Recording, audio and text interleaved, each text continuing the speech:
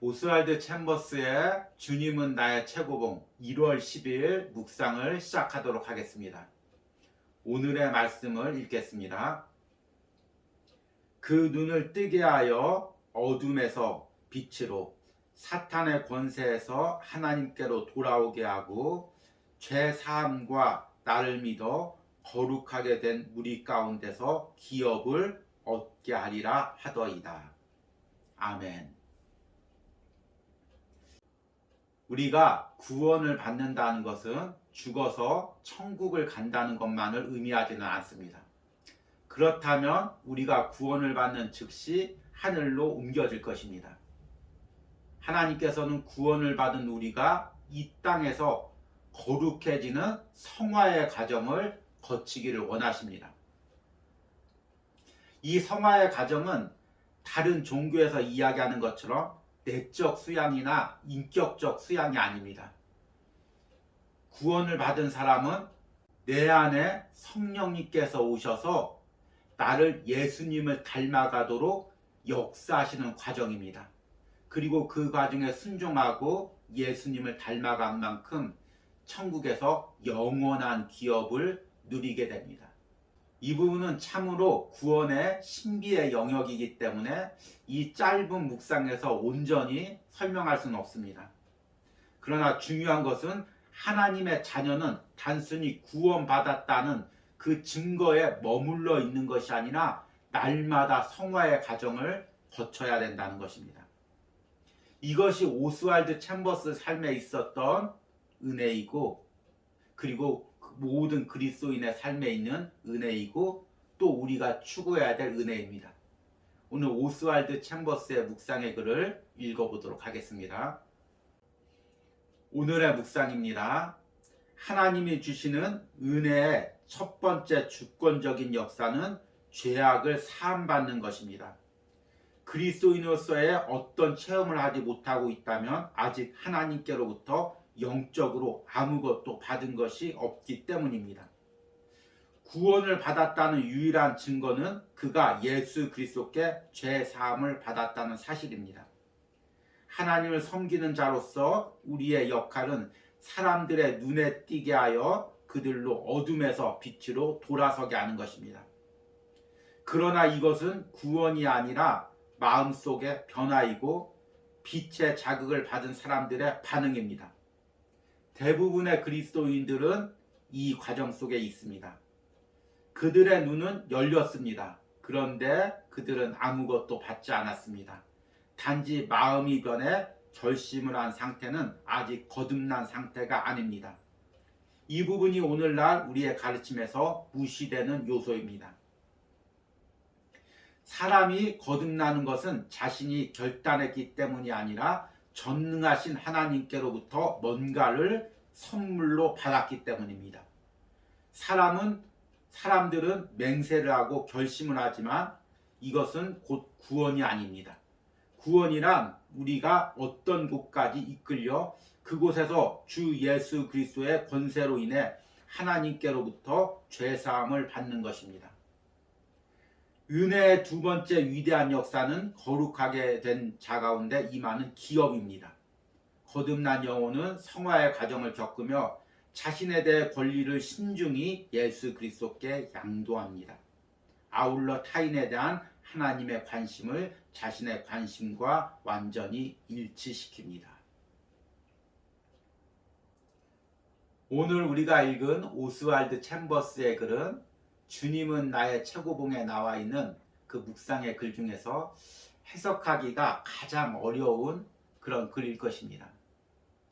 특히 오스왈드 챔버스가 살았던 100년 전의 시대와 지금 시대가 그 너무나 다르기에 우리가 이 말씀을 자칫 오해할 수가 있습니다. 지금은 구원에 대한 많은 교리들이 있고 심지어 그 구원의 교리를 왜곡하게 해서 가르치는 교리들이 넘쳐납니다. 기독교 전통적으로 사용했던 중요한 신앙적인 단어들이 그 왜곡돼서 지금 사용되고 있기에 우리가 잘못하면 이 부분들을 오해할 수가 있습니다. 특히 오늘 묵상에 나와 있는 죄사함이란 단어, 너무나 은혜로운 단어죠. 그런데 이 시대는 이 단어가 참 왜곡되고 또 변질되어서 사용되고 있습니다.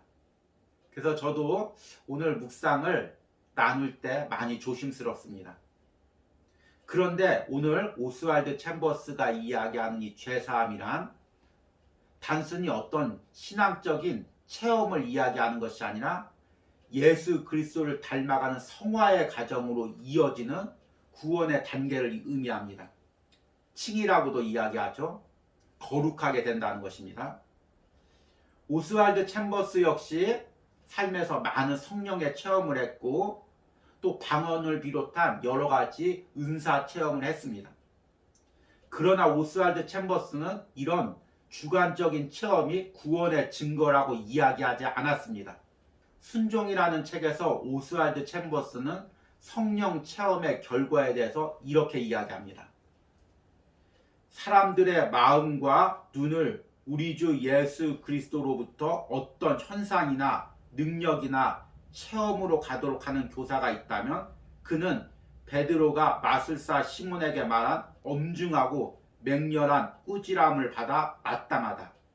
성령과 불로 세례를 받았을 때 즉각적으로 나타나는 결과는 다름 아닌 그리스도의 성품이다.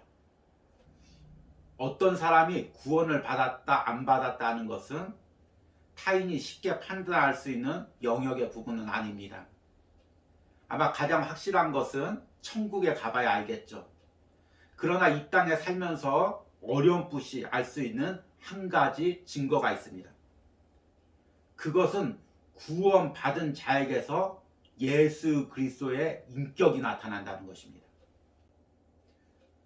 성령을 받은 사람은 내 안에 예수 그리스도가 살게 됩니다. 그리고 예수 그리스도가 내 안에 살게 되면 며칠 전 묵상에서 보았던 것처럼 예수님과 친밀한 교제가 일어나게 됩니다. 내가 예수님과 성령을 통해서 친밀한 교제를 갖게 되면 내가 날마다 변해갑니다. 나의 죄의 영역들이 점점 잠식당하고 내 안에 예수님의 성품, 예수님의 인격이 나타납니다. 그래서 구원받은 자에게 가장 확실한 증거는 그 삶에서 예수 그리스도의 성품이 나타나는 것입니다.